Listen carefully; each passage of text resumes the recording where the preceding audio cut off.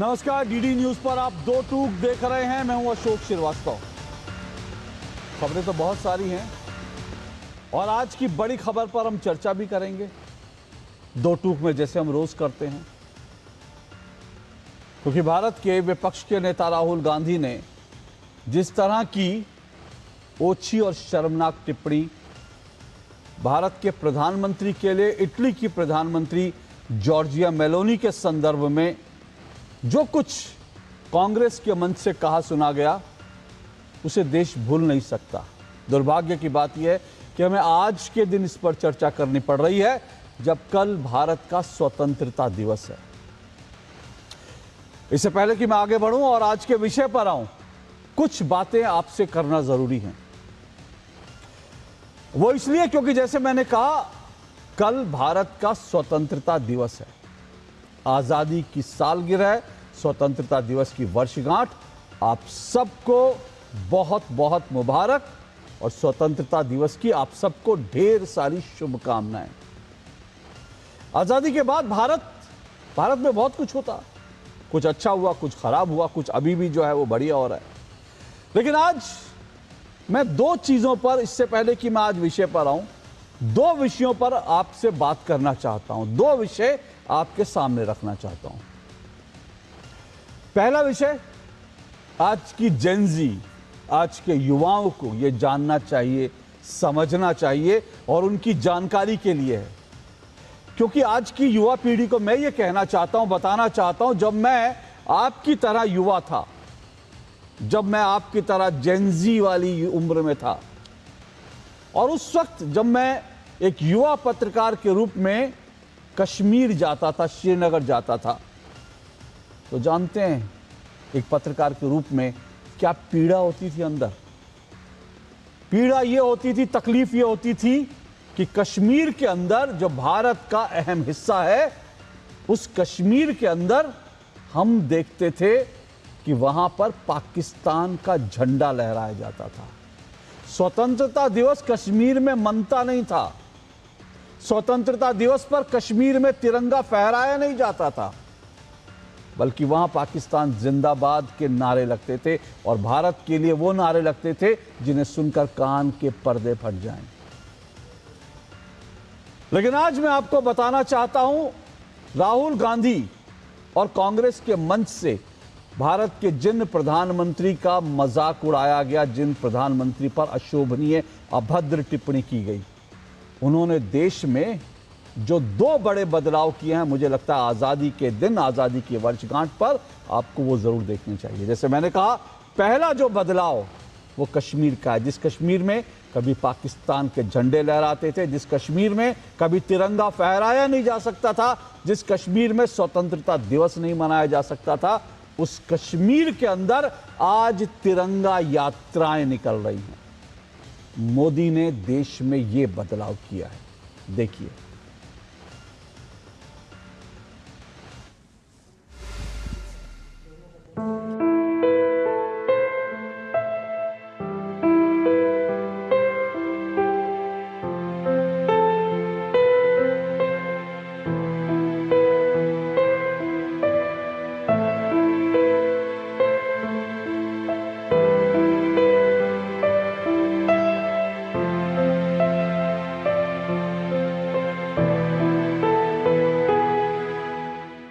पहले तो मैं इनसे ये कहूँगा, अपना झंडा लाल चौक में ही श्रीनगर में खड़ा करो तो मैं मान जाऊँ। अपना झंडा लाल चौक में ही श्रीनगर में खड़ा करो तो मैं मान जाऊँ।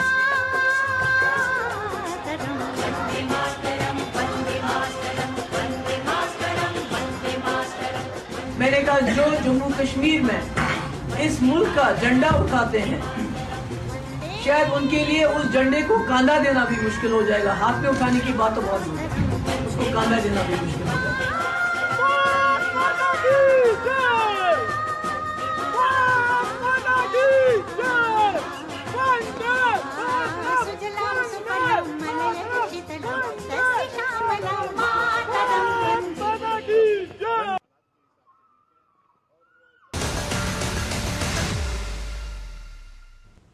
जिस कश्मीर में अलगाववादी ये कहते थे, और अलगाववादी नहीं बल्कि भारत के कश्मीर के नेता कहते थे कि लाल चौक पर तिरंगा नहीं फहरा पाओगे, आज वहां तिरंगा जो है वो रैली निकल रही है, तिरंगा यात्राएं निकल रही हैं।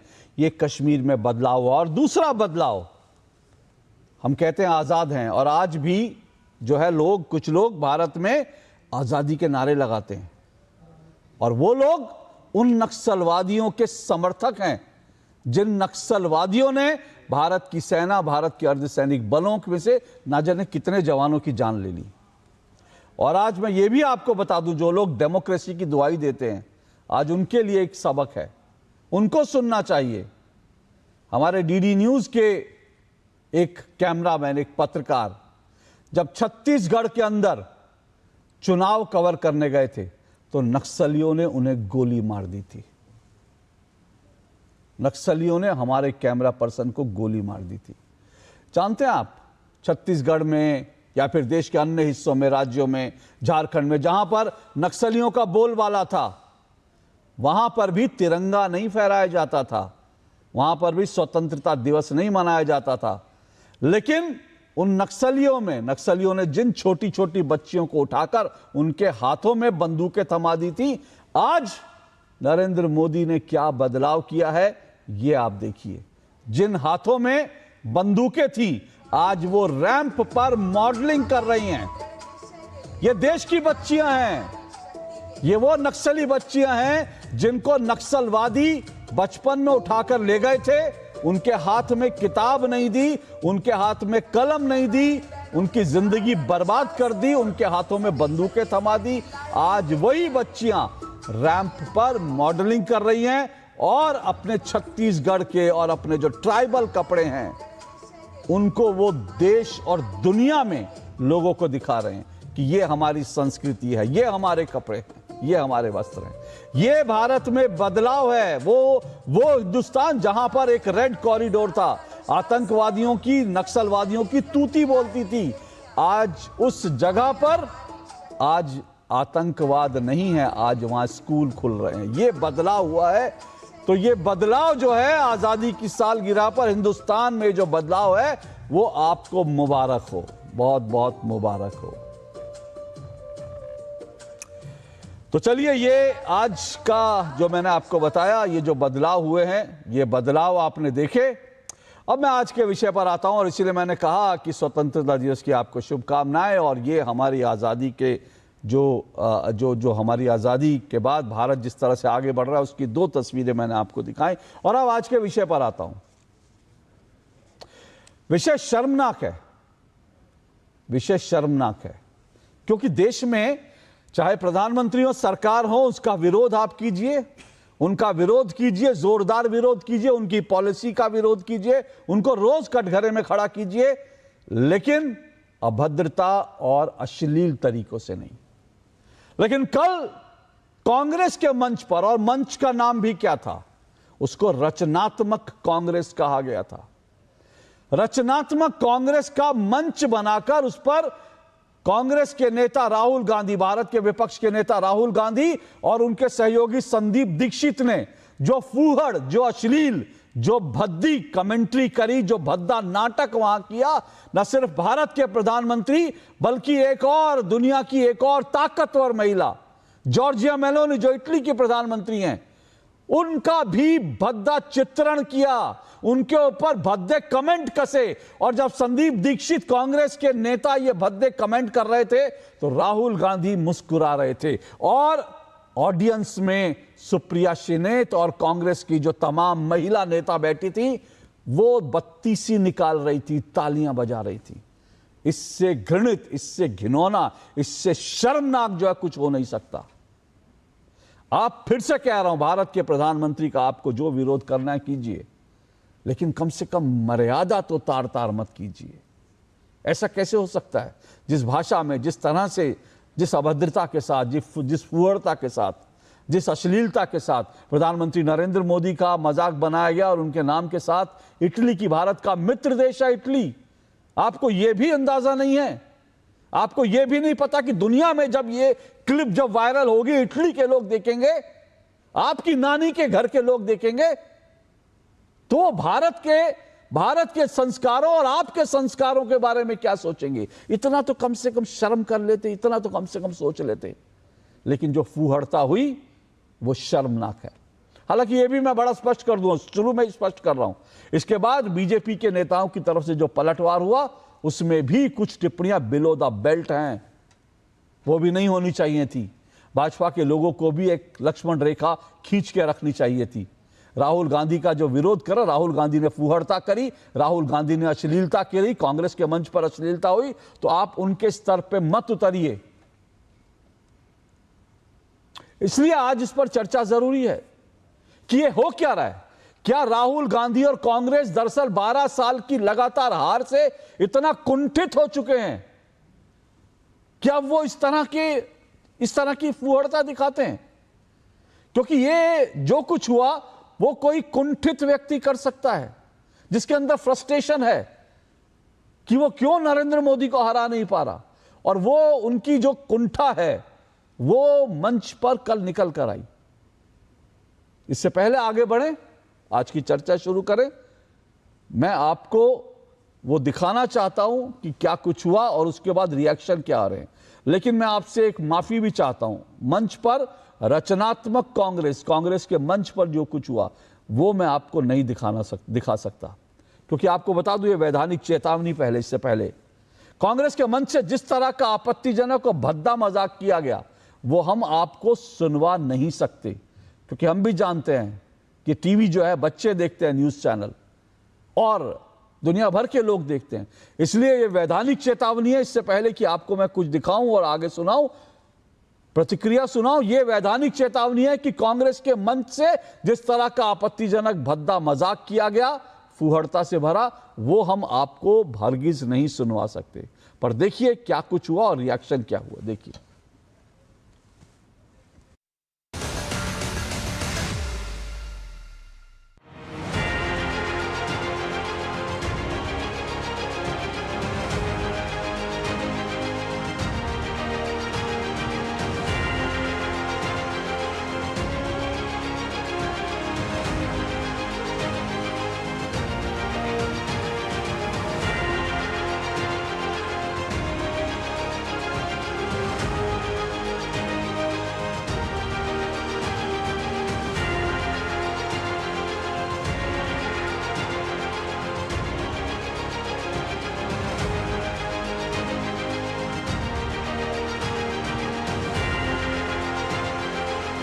प्रधानमंत्री जी हमारे जहाँ जाते जिस ढंग से मिलते राहुल गांधी ने वही तो उठाया।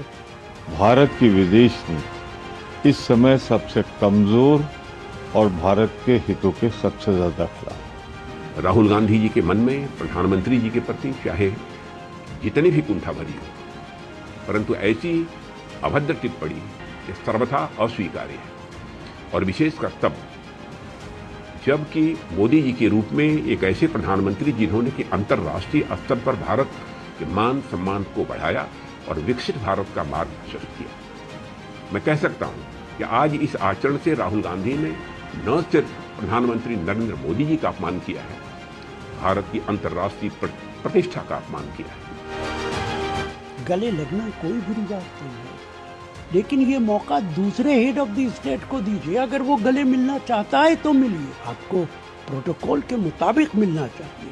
अगर हम नरेंद्र मोदी जी की कूटनीति की बात करें तो नरेंद्र मोदी ऐसे नेता हैं जिन्होंने एक नहीं दो नहीं बल्कि 9 FTA साइन करके 38 कंट्रीज के साथ भारत का आर्थिक भविष्य सुरक्षित करा है।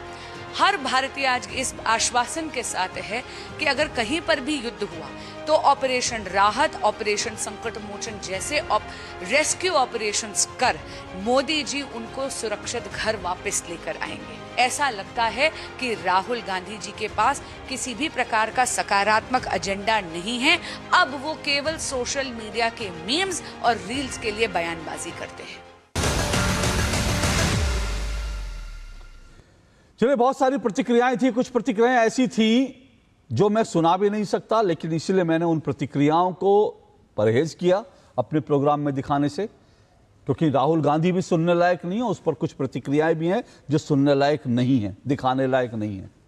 लेकिन सवाल राहुल गांधी से उठता है कि वो विपक्ष के नेता हैं, वो कांग्रेस को मजबूत करने पर ध्यान दे सकते हैं। और कांग्रेस के नेता, अब मैं उनकी मजबूरी समझ सकता हूं, राशिद दलवी हो, प्रमोद तिवारी हो, क्योंकि हर किसी को तपस्या करनी है। और संदीप दीक्षित भी कल जो है तपस्या कर रहे थे शायद मंच पर, क्योंकि ऐसा ही करके कांग्रेस में आजकल राज्यसभा की सीटें मिलती हैं, ऐसा ही करके लोकसभा की टिकट मिलती है, विधानसभा की टिकट मिलती है।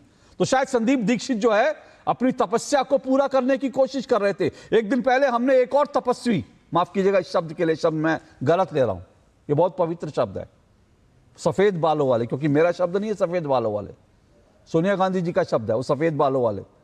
संसद के अंदर एक सफेद बालों वाले नेता जो हैं, वो जो कुछ कर रहे थे वो भी फूहड़ता थी, उनकी तपस्या जो है, उनकी सो कॉल तपस्या जो कामयाब हुई, राज्यसभा पहुंच गए। और अब शायद उसी रास्ते पर जो है संदीप दीक्षित है, क्योंकि उनको लग रहा है उनकी भी तपस्या कंप्लीट होगी और शायद उनको भी जो है राज्यसभा का टिकट मिल जाए। इसलिए फूहड़ता की सारी सीमाएं लांघ दी गई। कुछ नीचे बैठे थे जो अपनी तपस्या पूरी होने के इंतजार कर रहे थे, कांग्रेस की सुप्रिया सिन्हा जैसे लोग, और खीसे निकाल कर हंस रहे थे। शर्म आती है इस देश में इस तरह के नेता है। बहरहाल आज का विषय मैं शुरू करता हूं। मेरे साथ आज जो मेहमान जुड़ रहे हैं परिचय करवा देता हूं। मेरे साथ तहसीन पूनावाला जी जुड़ चुके हैं। तहसीन पूनावाला जी जो हैं वो राजनीतिक विश्लेषक हैं, गांधी परिवार के समर्थक हैं। मेरे साथ यश भारती हैं। यश भारती जो हैं वो समाजवादी पार्टी के प्रवक्ता हैं। प्रभात त्रिपाठी मेरे साथ जुड़े हैं। प्रभात त्रिपाठी वरिष्ठ पत्रकार हैं।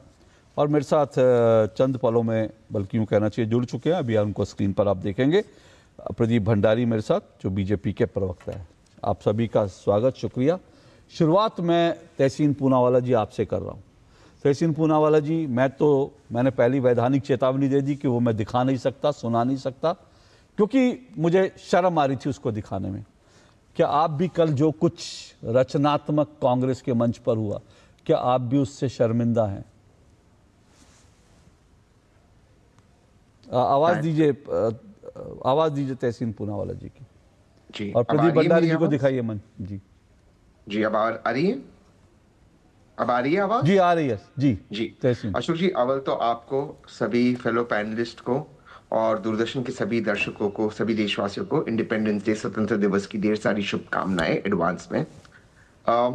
अशोक जी, आप मुझे जानते, कभी कभी मैं सोचता हूँ आप क्यों मुझे बुलाते, क्योंकि मैं इस चीज का बिल्कुल समर्थन नहीं करता। अशोक जी, आप मुझे व्यक्तिगत तौर से जानते हैं, किसी के भी वास्ते इस तरह के शब्दों का प्रयोग करना नहीं चाहिए, चाहे वो हमारा मित्र देश हो या कोई और देश के प्रधानमंत्री हो, सिवाय पाकिस्तान एक घटिया देश है, उसको छोड़ते, बाकी और किसी के बारे में इस तरह के शब्दों का प्रयोग नहीं करना चाहिए, और उसमें भी खास करते किसी भी महिला के बारे में नहीं करना चाहिए।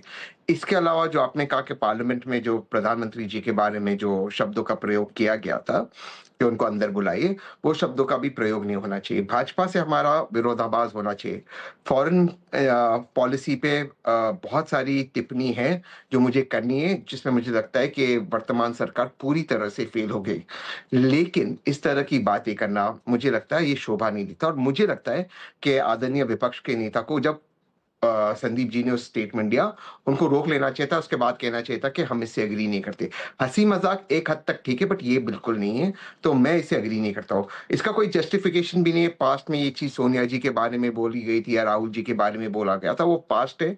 और अक्सर मैंने आपके शो पे कहा है कि आदरणीय प्रधानमंत्री और विपक्ष के नेता को बैठकर इन चीजों को बंद करना चाहिए। इसके पहले वाले सेशन में जो निशिकांत दुबे जी ने इंदिरा जी के बारे में कहा, वो तो और भी घटिया शब्द थे। हम सब ने उसका निंदा की थी, उन्होंने उनके व्यक्तिगत जिंदगी पे टिप्पणी की थी। इस सेशन में जरा ऑडियो ठीक कीजिए प्लीज तहसीन, मुझे सुन पा रहे हैं, सुन पा रहे हैं। और प्रदीप जी को दिखाइए। तहसीन, एक मिनट में आपको रोक रहा हूं। आप जो उस पर टिप्पणी करना चाहें, मैं उस पर आपके लिए मौका दूंगा, समय दूंगा, लेकिन उससे पहले जैसे आपने कहा, मुझे कई बार समझ में नहीं आता ऐसे विषयों पर आप मुझे क्यों बुलाते हैं। मैं मालूम है आपको क्यों बुलाता हूं जी। मैं ऐसे विषयों पर आपको इसलिए बुलाता हूं क्योंकि मैं देश को ये दिखाना चाहता हूं कि कांग्रेस के अंदर भी, कांग्रेस के समर्थन करने वाले भी ऐसे लोग हैं जो सेंसिबली सोचते हैं, जो तरीके से सोचते हैं, जो सही सोचते हैं। मैं दिखाना चाहता हूं कि हर कांग्रेसी ऐसा नहीं होता।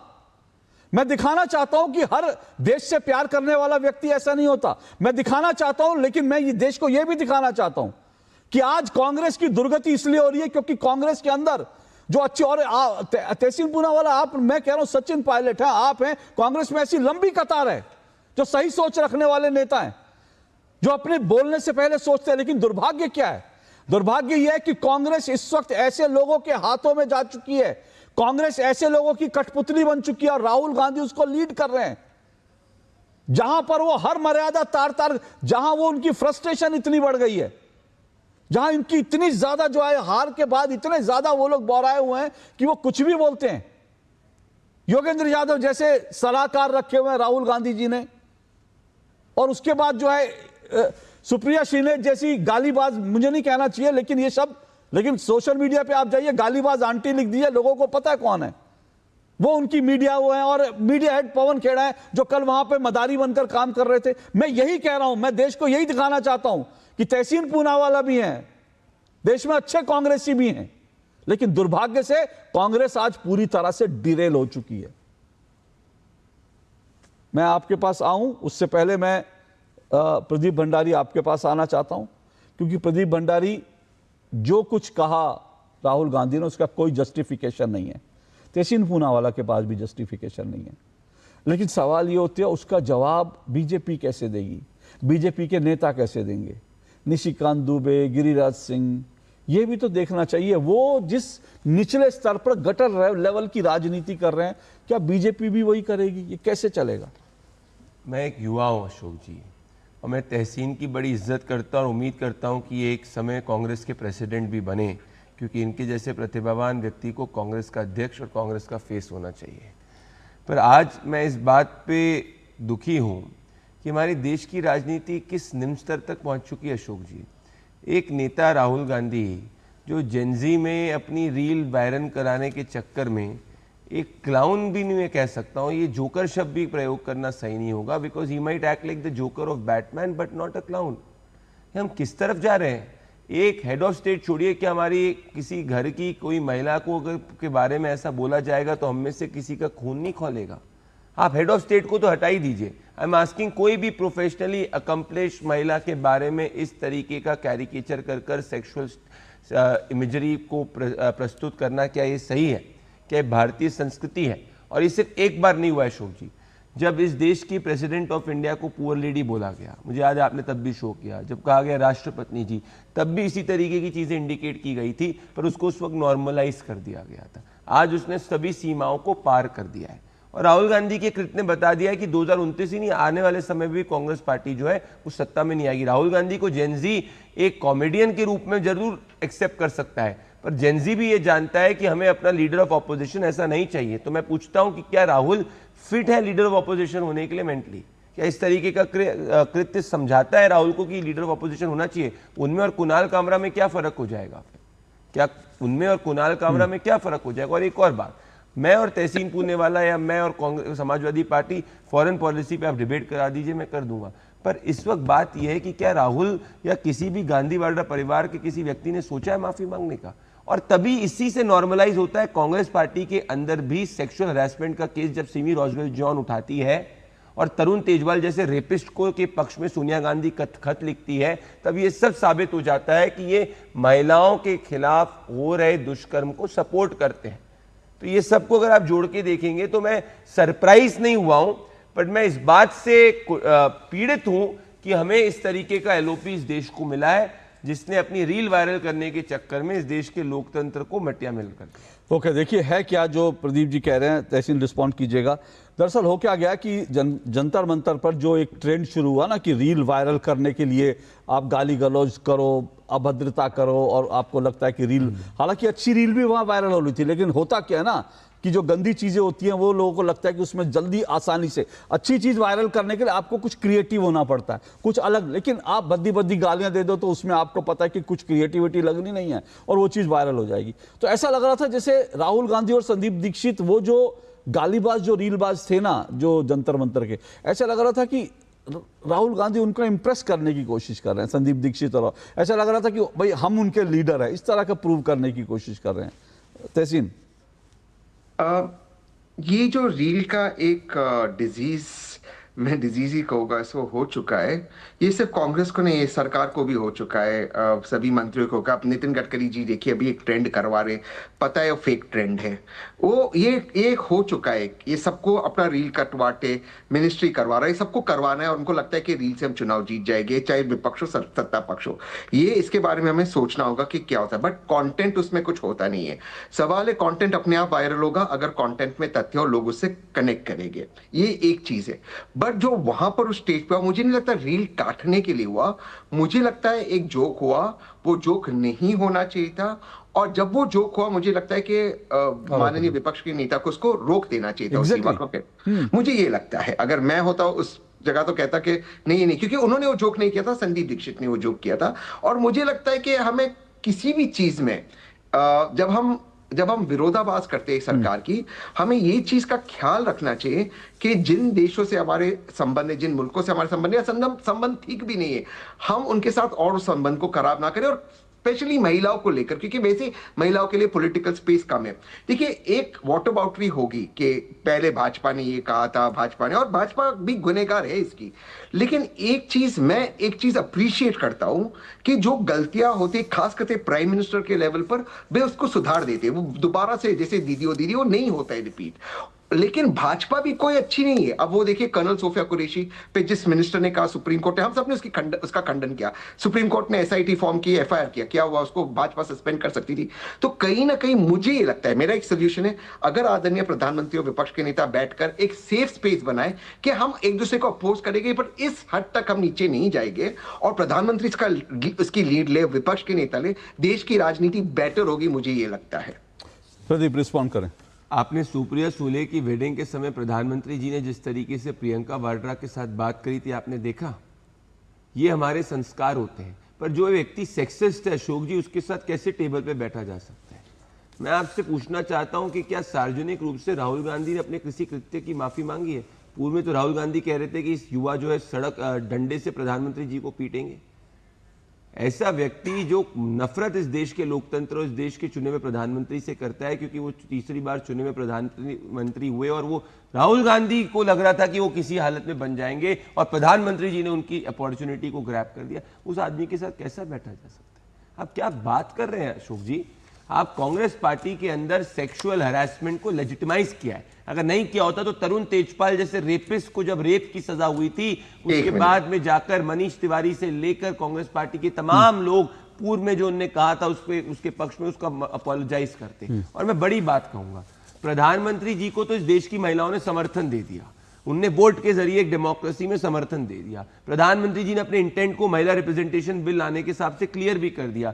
आज सिर्फ मुद्दा यह है कि क्या राहुल गांधी फिट है एक एलओपी होने के लिए अपने कृत्य से जो उन्होंने किया? क्या ये कोई एक एलओपी या छोड़िए एक मेंटली स्टेबल आदमी भी कर सकता है जो महिलाओं का सम्मान करता है? ये मैं बात पूछूं। 30 सेकंड में मुझे ब्रेक लेना है। 30 सेकंड। एक बार चेक कर लेना, राम रहीम बाहर तो नहीं है। जब भाजपा तकलीफ में तो उसको बाहर निकाल देती है, लेकिन उससे पहले मैं एक बात कह दूं, कोर्ट पैरोल देता है। कोर्ट पैरोल नहीं देता, सरकार देती है। आप कोर्ट से ले आते, सरकार पैरोल नहीं करती, कोर्ट से किसी व्यक्ति को पैरोल मिलता है। अशोक जी, मेरा चांस है, पैरोल सरकार रेकमेंड करती है, सरकार नहीं करे तो कोर्ट नहीं दे सकती है। लेकिन उससे ज्यादा महत्वपूर्ण बात, गिरिराज सिंह जी ने सोनिया जी के बारे में कहा, क्या उन्हें इसलिए वोट मिलता क्योंकि गोरी काली होती, ये शब्द है, काली होती, निग्रो होती तो नहीं मिलता।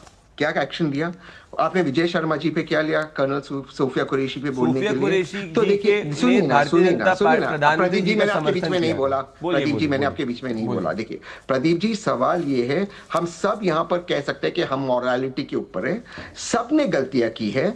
सवाल है आगे हम क्या करें। मैं 10 चीज और बोल सकता हूं, मुझे नहीं बोलना है, इस चीज को रोकना जरूरी है। आप बोलोगे मैं 10 और। निशिकांत दुबे जी ने इंदिरा जी के बारे में क्या बोला? अशोक जी ने उसका कुछ नहीं बोला, एक मिनट बोला था। अशोक जी, आप जानते क्या बोला था? एक मिनट, मेरे पास वो ट्वीट है जिसका आप जिक्र कर रहे हैं, मैं वो पढ़ के सुनाऊंगा। वो जरूरी है, वो मुझे वो जो आपने सवाल उठाया वो भी मैं बताऊंगा। लेकिन मैं उससे पहले एक दो चीजें कह के मुझे ब्रेक लेना, फिर मैं आऊंगा। पर मैं एक बात कहना चाह रहा हूं।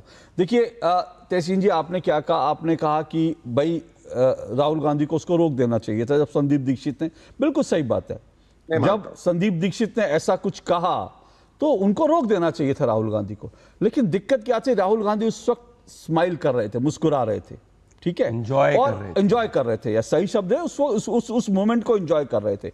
और दिक्कत जानते हैं क्या है, ये राधिका खेड़ा जी का ट्वीट है जो ये बताता है, जिन्होंने लंबा समय कांग्रेस में बिताया।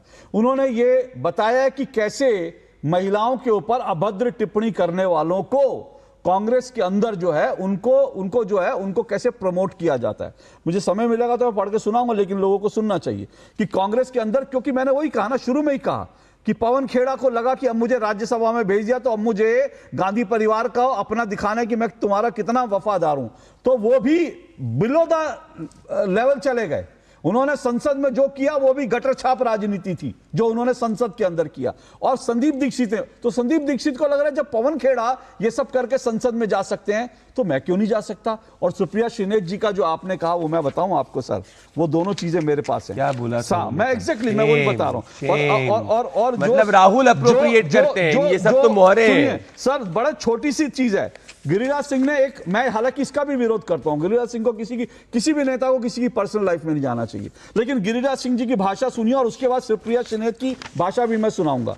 गिरिराज सिंह ने क्या कहा, राहुल जी लिख रहे हैं, ये तस्वीर कहां की है, कब की है और आपके साथ ये कौन कौन लोग हैं, मुझे जानने की उत्सुकता है। इसमें कोई भी शब्द ऐसा नहीं है। एक मिनट सर, मैंने एक मिनट पढ़िए, सुप्रिया श्रीनेत को पढ़िए, सुप्रिया श्रीनेत को पढ़िए ना आप। तहसीन जी, हाँ मैं पढ़ रहा हूं, तहसीन जी एक मिनट। तो इन शब्दों में भाई उनकी तस्वीर है, वो किसी के साथ वो पूछा, इतना ही कहा। उसके बाद सुप्रिया श्रीनेत ने क्या बोला, आप लीचड़ किस्म के आदमी हैं जो महिला पुरुष को साथ देखकर ही घटिया सोच सकते हैं। तस्वीर में जो महिला और बच्चा है वो राहुल जी के मित्र पत्नी फरा। महिलाएं आप जैसे लिजलिजों के साथ सहज नहीं हैं, कुंठित मत होइए। और आज ही उन्होंने बोला है गलीज, लिजलिजे, लीचड़ गिरिराज सिंह के लिए। मैं ये कह रहा हूं कि सुप्रिया श्रीनेत भी इस समय जो है राज्यसभा में जाने के लिए उनको लग रहा है ये भाषा उनको राज्यसभा में जाने का उनका दरवाजा खोल देगी। इसलिए इस भाषा मैं फिर से कह रहा हूं कि गिरिराज सिंह जी ने यहां पर किसी भाषा का, आज उन्होंने जो कहा मैं उसकी बात नहीं कर रहा, वो उनको नहीं करना चाहिए था। और सवाल है कि एक मिनट सर, एक मिनट प्रदीप, और मैं आपको एक चीज और दिखाता हूं सर, एक चीज और दिखाता हूं। देखिए अल्टीमेटली आप गिरिराज सिंह, संदीप दीक्षित, इस लेवल की राजनीति आप करते रहिए, लेकिन भाई मेलोनी इटली की प्रधानमंत्री हैं और नरेंद्र मोदी भारत के प्रधानमंत्री हैं। ये खबर आपको अच्छी तरह से याद होगी सर। ये नवाज शरीफ है पाकिस्तान का प्रधानमंत्री। इसने मनमोहन सिंह को बोला था कि देहाती औरत की तरह मनमोहन सिंह रोते रहते हैं। और जानते हैं जब बोला देहाती औरत की तरह रोते हैं मनमोहन सिंह भारत के प्रधानमंत्री के लिए, उस वक्त विपक्ष के नेता थे नरेंद्र मोदी। उनके शब्द में आपको सुनाऊं, नरेंद्र मोदी ने यह कहा कि हिंदुस्तान में हम अपने प्रधानमंत्री से लड़ेंगे, नीतियों को लेकर झगड़ा करेंगे, लेकिन वो 125 करोड़ देश के लोगों के प्रधानमंत्री हैं। नवाज शरीफ आपकी कौन सी औकात है आप भारत के प्रधानमंत्री के ऊपर। ये उस वक्त विपक्ष के नेता के शब्द थे पाकिस्तान के प्रधानमंत्री के लिए, लेकिन आज जो है खुद ही इस तरह की शब्द इस्तेमाल कर रहे हैं। और एक चीज और, बस मुझे ब्रेक लेना है, एक चीज और सर, मैं कह रहा हूं रेप का किसी को समर्थन नहीं करना चाहिए, महिलाओं को लेकर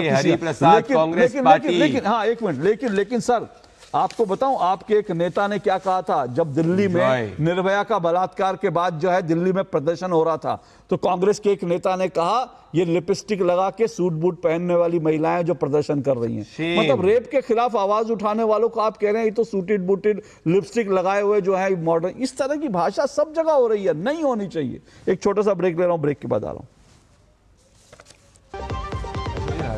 सस्ते वाले दाल मसाले स्वाद हुआ बेकार, एमडीएच की हल्दी मिर्ची धनिया करे कमाल, ये रंग दे, ये खुशबू दे, ये तीखा, ये कम पड़े, क्या निराला एमडीएच मसाला।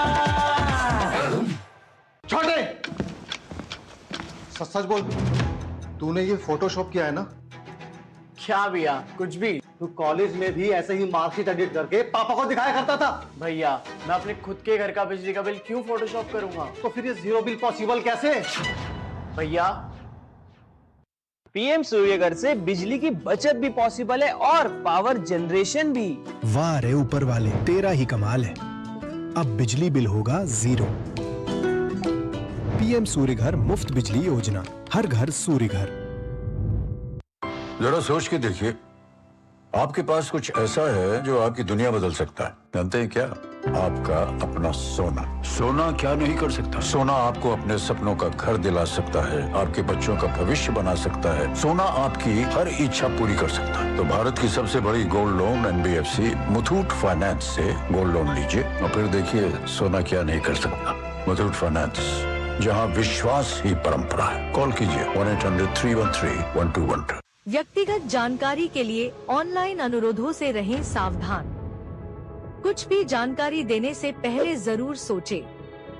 कोई भी वैधानिक कंपनी फोन या इंटरनेट पर आपसे निजी जानकारी कभी भी नहीं मांगती, इसलिए ऐसे कॉल या ईमेल आने पर अपनी जानकारी देने से पहले समझदारी दिखाएं और सावधानी बरतें। काम रुकना नहीं चाहिए, पर खुजली रुकनी चाहिए। इसलिए सपर डॉक्टर स्किन लोशन, काम चालू खुजली बंद। 128 सालों से दांत का आखिरी इलाज। दीदी नौकरी लग गई। अरे वाह, बधाई हो। तो अब तो ढेर सारी शॉपिंग। हाँ दी, नया मोबाइल। अरे रुको शहजादे, सैलरी से पहले खर्चे। इंस्टेंट लोन भी तो मिलता है। पहले बजट बनाना सीखो, फिर खर्च करो। पर दी, देखो, कमाई का एक हिस्सा हमेशा बचाना चाहिए, लेकिन पार्टी देने से नहीं बचोगे तुम। हाँ दी, पार्टी मेरी, बजट तुम्हारा। अच्छा। RBI कहता है सही वित्तीय बर्ताव करे आपका बचाव। एक बात समझ लीजिए, ना बीमारी दुनिया से कहीं जाने वाली है और ना ही हॉस्पिटल के खर्चे।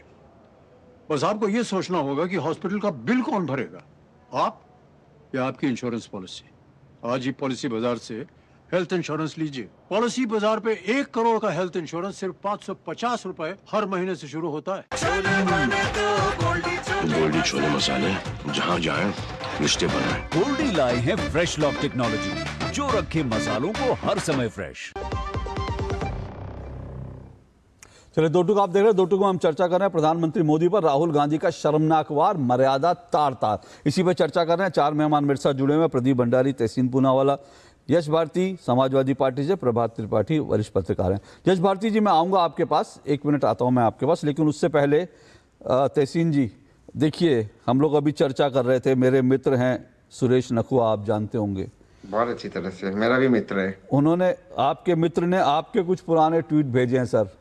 हाँ, बताएं मुझे। वो ट्वीट जो हैं 2016 के हैं, जिसमें आपने स्मृति ईरानी जी पर कुछ टिप्पणी की है, राखी सावंत को लेकर टिप्पणी की है, और ये 2016 के और उस समय के आपके कुछ ट्वीट हैं। ये फेक तो नहीं है ना सर? नहीं, मैंने माफी मांगी है। हाँ, गलत हुआ। मैं एक सेकंड, एक मिनट तहसीन जी, आपने, मैं वही कह रहा हूं। देखिए तहसीन जी ग्रो कर गए, उन्होंने, गलतियां सबसे होती हैं जिंदगी में, सबसे होती हैं। क्योंकि मैंने पहले पूछा कि भाई आप, तहसीन जी ने कहा कि उनके ट्वीट थे, उन्होंने माफी, तहसीन जी ग्रो कर गए। लेकिन दिक्कत ये है कि 56 साल के राहुल गांधी ग्रो नहीं हो रहे हैं। वो इस तरह की लिजलिजी बातों में मजा ले रहे हैं, वो इस तरह की चीजों को एंजॉय कर रहे हैं। अगर वो ग्रो कर चुके होते, गलतियां अशोक श्रीवास्तव ने भी की होंगी, आपने भी की है, तहसीन जी ने भी की, शायद प्रदीप जी ने, मैंने किसी का नाम लेकर किसी ने, लेकिन हो जाता है कई बार। लेकिन आप ग्रो कर जाते हैं, माफी मांग लेते हैं, बड़प्पन दिखाते हैं। पर दिक्कत यही है कि भारत के विपक्ष के नेता ना ग्रो कर रहे हैं, ना बड़प्पन दिखा रहे हैं, और समस्या यहीं पर प्रॉब्लम है सर, यही प्रॉब्लम है। तहसीन जी, आपका छोटा सा कमेंट, फिर मैं यश भारती जी के पास जाऊंगा। नहीं, दोबारा से मैं कहना चाहता हूँ, किसी के लिए भी इस तरह के जो किया था गलत था। उसका ऑब्वियसली टाइम अलग था, मैं थोड़ा सा इमेच्योर था, बट कभी भी इस तरह की बातें नहीं करना चाहिए। और जो रास्ते पे मैं चला हूँ, मैं सोचता हूँ कि उससे ओन अप करते माफी मांगना चाहिए। मैं उम्मीद करता हूँ कि कहीं ना हो, गलतियां सबसे होती है, जैसे मैंने कहा आदरणीय प्रधानमंत्री जी से भी गलती हुई है, लेकिन उससे आगे बढ़ना चाहिए। इसलिए मैंने उनकी तारीफ की, उससे आगे बढ़ना चाहिए। और लाइफ में तो मैंने गलती की है, and I am very sorry for it, but वो उसके बाद मैं रिपीट नहीं करूंगा। बिल्कुल तहसीन, यही बड़प्पन होता है, यही एक मैच्योर होने की निशानी होती है। हाँ, जल्दी से प्रदीप, फिर मुझे अशोक जी, ये बात तहसीन और किसी इंडिविजुअल की नहीं, बात कांग्रेस पार्टी की पॉलिसी की है। आज कांग्रेस पार्टी में अवार्ड रिवॉर्ड उन्हीं को मिलता है जो महिलाओं के खिलाफ अभद्र टिप्पणी करते हैं। कि जिसकी आप बात, राजा वॉरिंग को आप उठा के देखिए, पंजाब कांग्रेस के इस वक्त अध्यक्ष, किस तरीके के शब्दों का प्रयोग उन्होंने स्मृति ईरानी जी के खिलाफ के लिए किया गया था। आप जाके कांग्रेस पार्टी के बाकी लोगों को उठाकर देखिए। आप कांग्रेस पार्टी के अंदर कठुआ रेपिस्ट की बात पूरी की पूरी करी गई थी प्रियंका वाड्रा द्वारा, जिसने कठुआ रेपिस्ट को समर्थन किया था, उसके पक्ष में प्रियंका जी रैली निकालने गई। तो ये बात संस्कृति की है और कांग्रेस पार्टी के राहुल गांधी अपनी कुंठा में इतना ज्यादा हेट्रेड की तरफ जा चुके हैं कि उनको पता चल गया कि अगर नरेंद्र मोदी जी या भारतीय जनता पार्टी के खिलाफ जितना पर्सनल बोलना है बोलो, और इस हद में आप किसी भी हद तक जा सकते हैं। लेकिन प्रदीप, आपने गिरिराज सिंह और निशिकांत दुबे पर कोई जवाब नहीं दिया। उनके जो ट्वीट हैं वो भी जो है बिलो द बेल्ट हैं, वो भी जो है कम से कम एक नेता अशोक जी, जब राजनीति को राहुल गांधी इतने गटर लेवल पर ले जाते हैं तो उनकी भाषा में ये लोग उनसे सवाल पूछ रहे हैं, उनकी ये संस्कृति नहीं है। मैं आपसे ये पूछ रहा हूं कि क्या लीडर ऑफ ऑपोजिशन के रूप में जो राहुल गांधी ने एक प्रोफेशनल वुमेन जो हेड ऑफ स्टेट है किसी दूसरी कंट्री के लिए, क्या वो सही किया? क्या वहां पे राहुल गांधी के बजाय हमारे कोई घर का रिश्तेदार होता तो हमको कैसा लगता कि हमारा खून नहीं खोलता? दिग्विजय सिंह ने क्या टंचमाल जैसे शब्द का प्रयोग किया था। बीके हरिप्रसाद, उनने तो ये तक कह दिया था कि महिलाओं को रेप एंजॉय करना चाहिए, और उन तक को कांग्रेस पार्टी ने प्रमोट किया। इसलिए कांग्रेस के अंदर संस्कृति बन चुकी है कि अगर कोई गांधीवाड़ा परिवार के अधीन महिला नहीं है तो वो महिला का सम्मान मत करो। ये by a matter of strategy Congress ने करा है, और उसकी जड़ राहुल गांधी के अंदर भरी नफरत है इस देश के लोकतंत्र के प्रति, और उनकी मेंटल इंस्टेबिलिटी है। That is the root cause. Okay, जज भारती जी, ये जो कुछ दुर्भाग्यपूर्ण है और इससे बचा जा सकता था। मुझे लगता है अगर राहुल गांधी उसी समय मंच पर संदीप दीक्षित को रोक देते कि नहीं इस तरह की चीजें, एक वो हेड ऑफ द स्टेट हैं, भारत के मित्र देश की प्रधानमंत्री हैं, उनके बारे में ऐसी टिप्पणी नहीं होनी चाहिए, या उसके बाद में माफी मांग ली जाती कि भाई वो मंच पे जो हुआ वो ठीक नहीं है, तो मुझे लगता है ये विवाद नहीं बनता। लेकिन ये दिखाता है कि राहुल गांधी भी इंजॉय कर रहे थे, कांग्रेस भी इंजॉय कर रही थी, और आज भी उनमें कुछ भी इस तरह का पश्चाताप नहीं है कि कुछ गलत हुआ है। क्या बोलेंगे सर? अशोक जी, 10 बजे आपकी डिबेट शुरू हुई, 10:45 का आप मुझे समय दे रहे हैं, और मुझे लगता है 10-15 मिनट में आपका कार्यक्रम खत्म हो जाए। थोड़ा समय मुझे धैर्यपूर्वक दीजिएगा, ना बीच में इंटरप्ट कीजिएगा, ना मेरी आवाज। शुरुआत आपने कार्यक्रम की करी तिरंगे के महत्व को दिखाते हुए, और देश में तिरंगा फहराया जा रहा है उस महत्व को दिखाते हुए। उस बात को मैं आगे बढ़ाते हुए कहता हूँ बहुत अच्छा आपने कार्यक्रम बनाया, लेकिन नागपुर का केस नंबर 176 है जो 2001 में घटित हुआ। उसमें आरोपी बनाए गए बाबा मेंढे, रमेश कलम्बे और दिलीप चटवानी जी, इन 3 लोगों पे मुकदमा चला 2001 में, और 2013 में ये लोग अगस्त में बरी हुए। ये मुकदमा करने वाले लोग थे आरएसएस के, क्योंकि इन्होंने आरएसएस के कार्यालय पे जाके झंडा फहराया था। अब झंडा फहराना भारत में अपराध हो गया, उस पर एफआईआर कराई जाएगी, मुकदमा चलाया जाएगा, ये आरएसएस के द्वारा किया गया। और 2013 में 22 अगस्त में बरी हो गए। तीनों हिंदू थे, सनातनी धर्म को मानने वाले लोग थे। तो देश में तिरंगा का यह भी एक इतिहास है कि आजाद भारत में और इस तरीके से अपराध घटित करने का काम करवाया गया और नाम दिया गया, उसको अपराधी बनाया गया जिन्होंने तिरंगा फहराया। दूसरा विषय आपने फिर ये कहा कि जिस विषय पे आप कार्यक्रम कर रहे हैं कि कुछ चीजें आप टेलीविजन में नहीं दिखा सकते, दुनिया देखती है, बच्चे भी देखते हैं, परिवार के साथ भी बैठ के देखते हैं। बहुत ठीक बात है, गलत चीजें नहीं प्रसारित होनी चाहिए।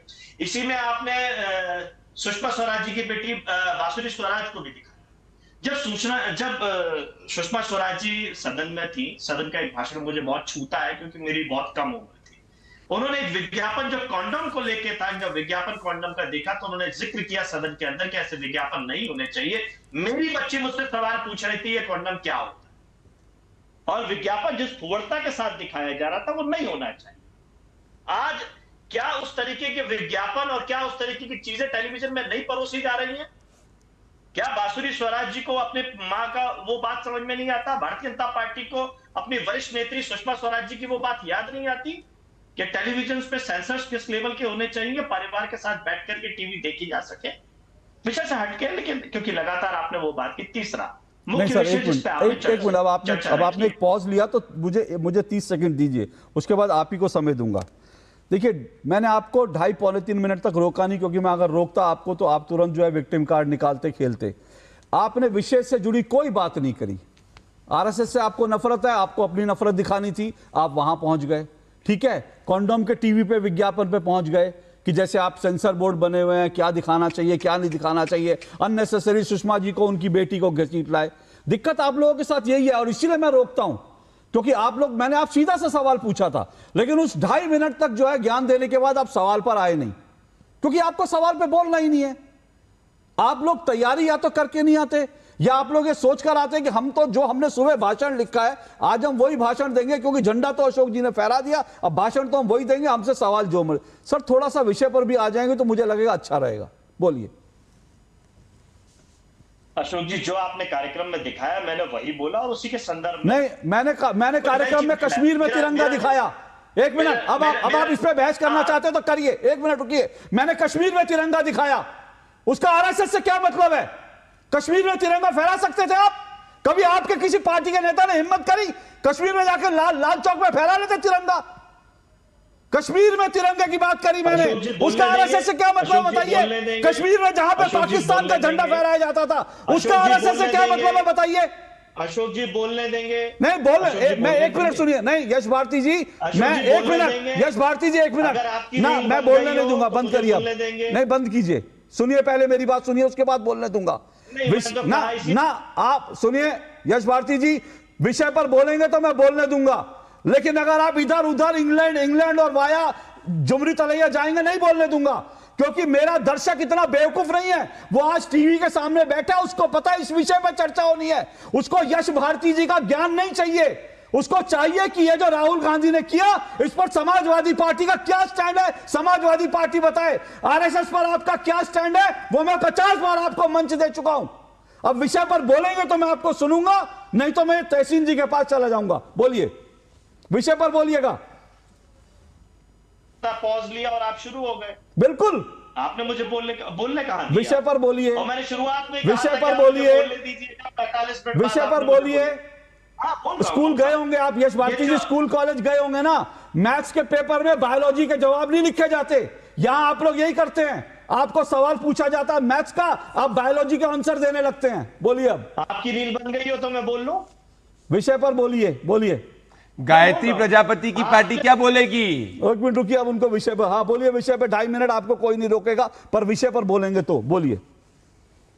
देखिए, जो आपने विषय रखा आपने अपना एक सिलेक्टिव अप्रोच के साथ में रखा, लेकिन मुझे खुशी है कि आप भाजपा कांग्रेस दोनों को कटघरे में ले रहे हैं।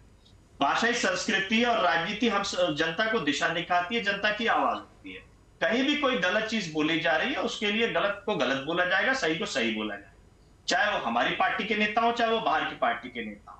जो भाषाई संस्कृति अब राजनीति में आ गई है उसको सुधार की आवश्यकता है, आप उसको सुधार को आगे बढ़ा रहे हैं। आप कांग्रेस को भी उतना दोषी बोल रहे हैं जितना भाजपा को दोषी बोल रहे हैं, यह खुशी की बात है। एक तरफ साइड में पलड़ा अगर रह जाएगा तो फिर वो पक्ष विपक्ष दोनों अपनी अपनी बात कहेंगे। मैं अपनी पार्टी की खूबियां बताऊंगा, कांग्रेस अपनी पार्टी की खूबियां बताई, हर व्यक्ति बताए। तो जो भी राजनीतिक पार्टी इस तरीके की गलतियां करती है जो समाज में नहीं आनी चाहिए, अगर वो सुधार करती है बेहतर है। और मैं वैसे आपकी इस बात का कभी सहमत नहीं रहता, क्योंकि आप कहीं झुकाए हुए दिखते हैं। आज आप बैलेंस दिख रहे हैं, बहुत अच्छी बात है, मैं आपकी तारीफ करने में पीछे नहीं हूं, लेकिन कार्यक्रम जो आपने दिखाया शुरू से लेके मैं उसी पर रहा, कहीं हटा नहीं। और किसको पढ़ के आना चाहिए, कितना पढ़ के आना चाहिए, दर्शक को तय करने दीजिए। आप नियंत्रण करिए कार्यक्रम पे, जज मत बनिए, और मेरा निवेदन है आपसे।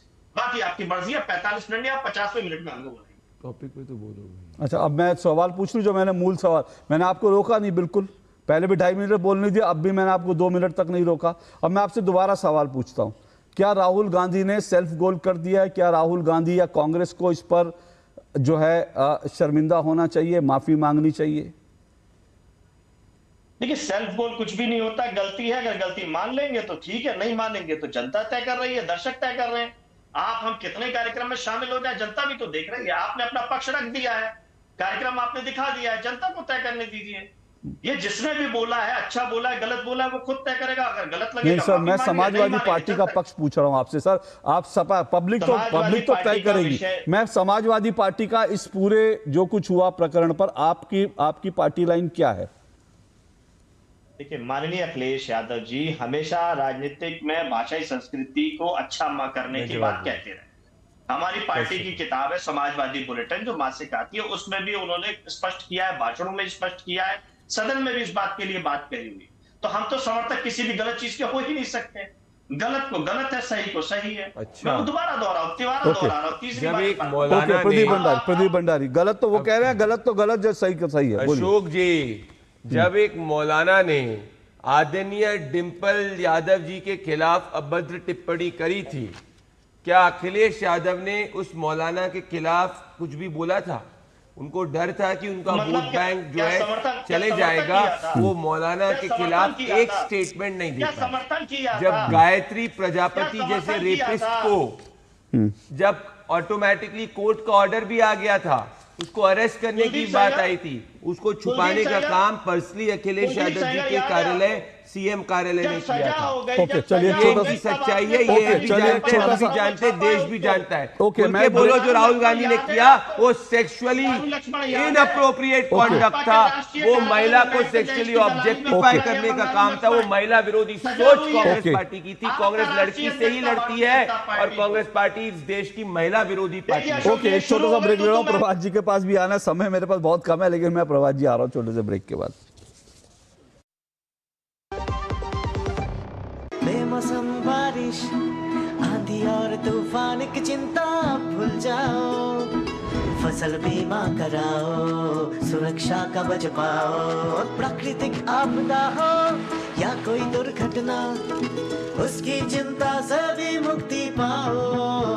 पीएम फसल बीमा योजना से करीब 2 लाख करोड़ रुपए क्लेम के रूप में किसानों को मिले हैं। मेरा नाम अश्विनी कुमार मौदगिल है। मैं लगभग 40-45 साल से खेती कर रहा हूँ। फसल बीमा योजना हमें मुआवजा जो देती है उससे हमारी मदद हो जाती है। मेरे को खरीफ 2023 में 2,80,000 रुपया मिला इसका। हमारे इर्द गिर्द किसान है, उनको हम कहते हैं कि आप भी बीमा कराओ तो उसका आपको भी फायदा मिलेगा। खरीफ फसल बीमा के लिए शीघ्र पंजीकरण कराएं। बैंक शाखा, बीमा कंपनी, कृषि ऋण समिति, जन सेवा केंद्र से संपर्क करें। फसल बीमा से संबंधित जानकारी के लिए हेल्पलाइन नंबर 14447 पर कॉल करें। फसल बीमा कराओ, सुरक्षा कवच पाओ। पढ़ता है, खेलता है, झूलता उछलता है, दौड़ता कभी कभी दौड़ कराता है, आगे आगे बढ़ता है इंडिया, अमूल दूध पीता है इंडिया। हमारा डेजर्ट आ गया पर हमारी चैंपियन नहीं आई अब तक। बिल भरने के पहले तो आएगी ना। सो गर्ल्स, क्या हो रहा है? बिल हो रहा है। चल अपना कार्ड दे। पिन दे। आरबीआई कहता है अपना पिन, ओटीपी, सीवीवी या इंटरनेट बैंकिंग पासवर्ड किसी को ना दे। ऑनलाइन बैंकिंग सिर्फ अपने ही कंप्यूटर, मोबाइल और सिक्योर नेटवर्क से करें। हाँ, ये खाने की चैंपियनशिप थी क्या? आरबीआई कहता है जानकार बनिए, सतर्क रहिए। यार कैसे ले पाएंगे घर? नहीं, आज गर्मी बहुत है ना? यस, बहुत ही ज्यादा।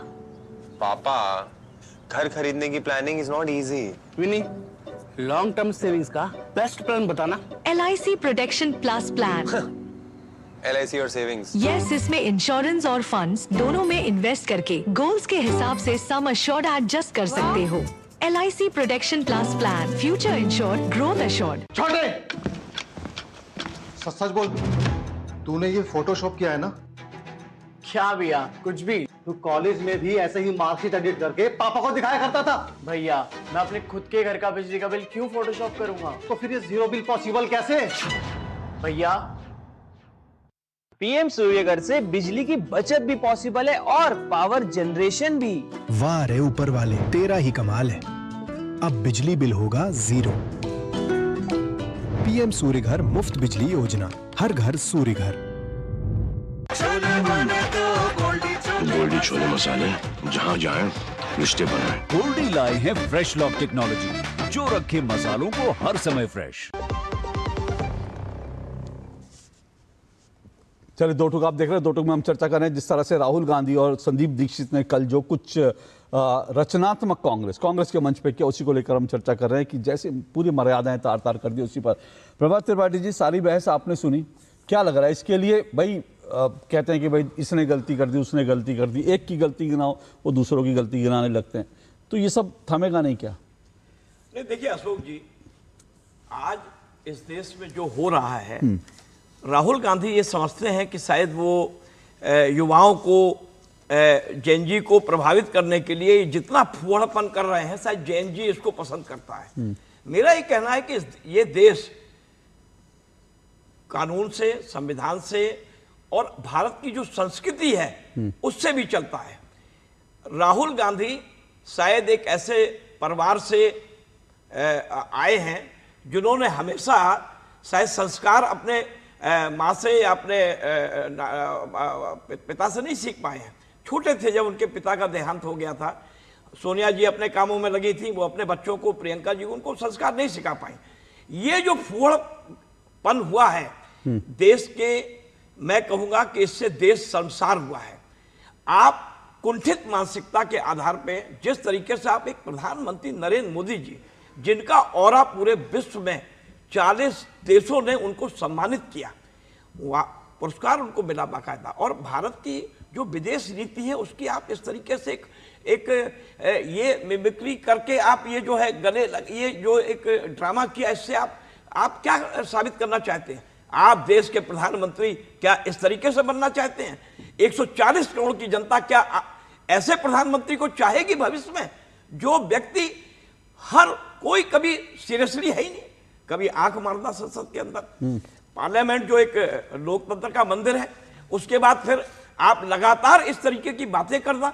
आपके वो जो परसों संसद में जो सफेद दाढ़ी वो खुद एक जिस तरीके से वो जमुड़े लग रहे थे, खुद वो ड्रामा कर रहे थे। तो आज जो ये सारी चीजें हो रही हैं, कांग्रेस को इसमें ये विचार करना चाहिए कि क्या राहुल गांधी 140 करोड़ देश की जनता का नेतृत्व करने के लिए अपने आप को जो बार बार प्रोजेक्ट कर रहे हैं कि मैं युवाओं के बीच में या कहीं जाते हैं अपने वहां, अरे आचरण सुधारिए। प्रधानमंत्री के बारे में टिप्पणी करना, देश के प्रधानमंत्री के बारे में जनता माफ नहीं करेगी। 140 करोड़ जनता में मुझे लगता है कि 100 करोड़ जनता प्रधानमंत्री नरेंद्र मोदी के प्रति विश्वास रखती है और उसने चुना है। नहीं, देखिए लोकतांत्रिक ढंग से प्रधानमंत्री मोदी चुन के आए हैं। आप इस तरीके की हरकत करके क्या उन मतदाताओं का आप अपमान नहीं कर रहे हैं इस देश के अंदर, जिन मतदाताओं ने प्रधानमंत्री नरेंद्र मोदी को तीसरी बार चुना देश में? मैं एक बात कहता हूं कि भाई ठीक है, प्रधानमंत्री के समर्थक हो सकते हैं, आलोचक हो सकते हैं पब्लिक में, लेकिन जो आलोचक भी हैं वो क्या इस भाषा को उनको सही लगेगा? और मैंने शुरू में ही कहा ना, देखिए ओबामा की मैं टिप्पणी पढ़ रहा हूं और मैं फिर ये कह रहा हूं कि तहसीन ने अपनी बात स्वीकारी और तहसीन ग्रो कर गए, हम लोग ग्रो कर गए। मैंने प्रदीप जी को ग्रो करते हुए देखा है एक पत्रकार के रूप में और आज प्रवक्ता के रूप में, इनको ग्रो करते देखा है विद इन 5-6 ईयर। लेकिन राहुल गांधी जी के बारे में बराक ओबामा ने जो है लिखा था, और ये इतना पुराना, मतलब ये 10 साल पुराना, 12 साल पुराना, ओबामा ने लिखा कि राहुल गांधी के उनमें एक ऐसा नर्वस और अपरिपक्व छात्र के गुण हैं जिसने अपना होमवर्क किया है और टीचर को इंप्रेस करने की कोशिश में है, होमवर्क नहीं किया, लेकिन गहराई से देखें तो योग्यता की कमी है और किसी विषय पर महारत हासिल करने के जुनून की कमी है। मैं एक बात, ये ग्रो ही नहीं हुए राहुल गांधी। हाँ जल्दी से, अशोक जी, मैं एक बात कहूंगा जी। तहसीन पूनावाला जी यहाँ बैठे हुए, उन्होंने माफी मांगी, वो ठीक है अपनी जगह, लेकिन उन्होंने एक शब्द नहीं कहा अपने राहुल गांधी के लिए कि उन्होंने गलती, ये गलत शब्द का उन्होंने गलती की है, माफी मांगे देश से। और मैं एक बात कहना चाहूंगा, क्लोजिंग समय खत्म हो रहा है जी, कि राहुल गांधी जिस तरीके की ये बचकानी हरकत कर रहे हैं, देश कभी उनको माफ नहीं करेगा। मैं एक पत्रकार के हैसियत से मैं प्रधानमंत्री नरेंद्र मोदी का पक्ष नहीं ले रहा हूं, लेकिन देश का प्रधानमंत्री के बारे में अगर आप शब्द का उपयोग करेंगे तो देश की जनता आपको माफ नहीं करेगी। और मैं एक बात ये कह के अपनी बात खत्म करूंगा कि प्रधानमंत्री नरेंद्र मोदी के खिलाफ आप जितना बोलेंगे, देश की गद्दी आपको कुंठित भाषा में नुकसान होता है। प्रधानमंत्री पद पाना चाहते हैं। तहसीन 30 सेकंड, ओके तहसीन 30 सेकंड है, उसके बाद 30 सेकंड प्रदीप जी, बस मेरे पास समय नहीं जी। तहसीन, बस मैं ये मानता हूं कि सभी नेताओं को अक्रॉस पार्टी लाइंस अब एक ऐसे स्पेस में आना चाहिए कि राजनीति ना घिरे, दोनों माननीय प्रधानमंत्री विपक्ष के नेता को बैठना चाहिए। और मैं जरूर मानता हूं कि जब संदीप दीक्षित जी ने वो टिप्पणी की तो माननीय विपक्ष के नेता को रोकना चाहिए। मैं ये तीसरी बार कह रहा हूं, अगर कोई सुनना नहीं चाहता है तो वो उनका प्रॉब्लम है, लेकिन मैंने ये बात तीसरी बार किया, मैं फिर कहता हूँ कि उनको रोकना चाहिए था, नहीं बोलना चाहिए था ये चीज। क्या आपको लगता है तहसीन, अगर राहुल गांधी अब बड़प्पन दिखाते, क्योंकि वहां से गड़बड़ हो चुकी है, बड़प्पन दिखाते हुए माफी मांगे और प्रधानमंत्री से कहें कि हम चलिए हम बैठते हैं, इसको सॉर्ट आउट करते हैं कि कैसे भारत की राजनीति को सही, तो एक अच्छी पहल हो सकती है? क्या आपको लगता है ऐसा करना चाहिए? मैं जेन्युइनली मानता हूँ माननीय प्रधानमंत्री, गृह मंत्री और विपक्ष के नेता बैठकर एक सीमा तय करना चाहिए कि इन चीजों पे हम एक दूसरे पे इससे आगे टिप्पणी नहीं करें। Okay 30 second Pradeep, 30 second. लांघी गई थी जब सोनिया गांधी ने मौत के सौदागर शब्द का प्रयोग किया गया था। ओके, सीमा तब हटाई गई थी जब राहुल गांधी गांधी कल ये कह रहे थे, मैं प्रधानमंत्री को सोने नहीं दूंगा, गृह मंत्री को सोने नहीं दूंगा। आपको याद है, ये भाषा छिछोरी है और ये जो पूरा का पूरा पर्सनालिटी है, उसके अंदर महिलाओं के प्रति सम्मान करना नहीं है।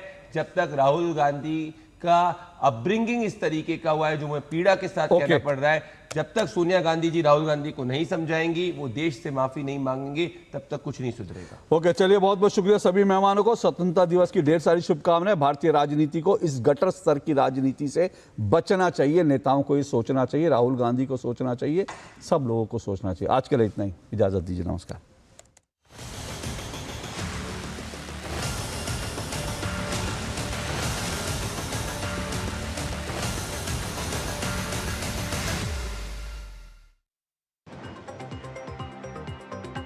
स्वतंत्र